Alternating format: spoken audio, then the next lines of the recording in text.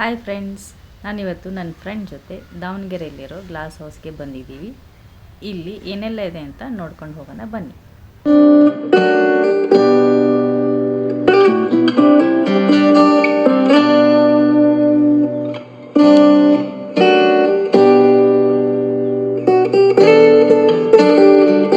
ಇವರೇ ನೋಡಿ ನನ್ನ ಫ್ರೆಂಡು. ಹೇಗಿದೆ ಗ್ಲಾಸ್ ಹೌಸ್? ಸೂಪರ್ ಆಗಿದೆ. ಬನ್ನಿ ಮತ್ತೆ ಇನ್ನೂ ನೋಡಿ.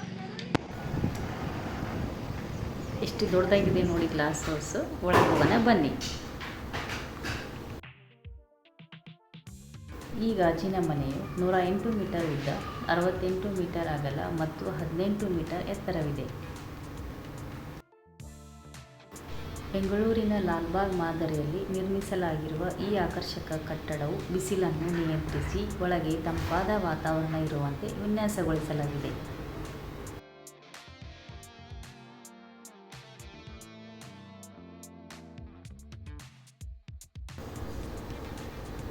ವಾವ್, ಎಷ್ಟು ಚೆನ್ನಾಗಿದೆ ಗ್ಲಾಸ್ ಹೌಸು.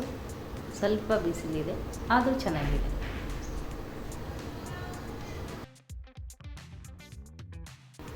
ಗಾಜಿನ ಮನೆ ಕರ್ನಾಟಕದ ಅತಿ ದೊಡ್ಡ ಗಾಜಿನ ಮನೆಯಾಗಿದ್ದು, ಇದು ನಗರದ ಪ್ರಮುಖ ಆಕರ್ಷಣೆಯಾಗಿದೆ. ಕುಂದುವಾಡ ಕೆರೆಯ ಬಳಿ ಸುಮಾರು 7 ಎಕರೆ ಪ್ರದೇಶದಲ್ಲಿ ನಿರ್ಮಿಸಲಾಗಿರುವ ಈ ಸುಂದರ ರಚನೆಯು ಬೃಹತ್ ಫಲಪುಷ್ಪ ಪ್ರದರ್ಶನಗಳು ಮತ್ತು ಸಾಂಸ್ಕೃತಿಕ ಕಾರ್ಯಕ್ರಮಗಳು ಪ್ರಸಿದ್ಧವಾಗಿದೆ.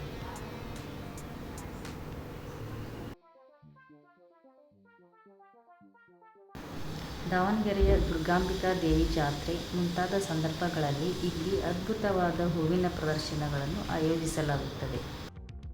ಇದರಲ್ಲಿ ಹಣ್ಣುಗಳು ಮತ್ತು ಹೂಗಳಿಂದ ನಿರ್ಮಿತವಾದ ಹಂಪಿ ರಥ ಹಾಗೂ ಇತರೆ ಕಲಾಕೃತಿಗಳು ಜನರನ್ನು ಮಂತ್ರಮುಗ್ಧರನ್ನಾಗಿಸುತ್ತವೆ.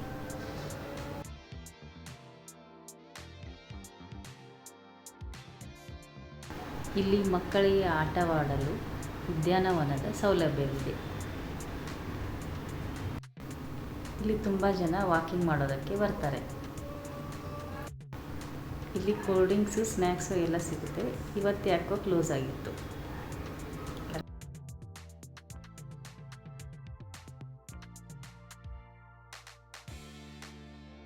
ಒನ್ ಡೇ ಪಿಕ್ನಿಕ್ಗೆ ಒಂದು ಒಳ್ಳೆ ಜಾಗ ನೋಡ್ತಾ ಇದ್ದರೆ ಗ್ಲಾಸ್ ಹೌಸ್ ತುಂಬ ಚೆನ್ನಾಗಿದೆ.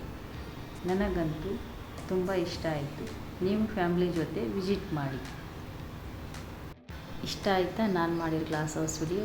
ಲೈಕ್ ಮಾಡಿ, ಕಮೆಂಟ್ ಮಾಡಿ. Thank you.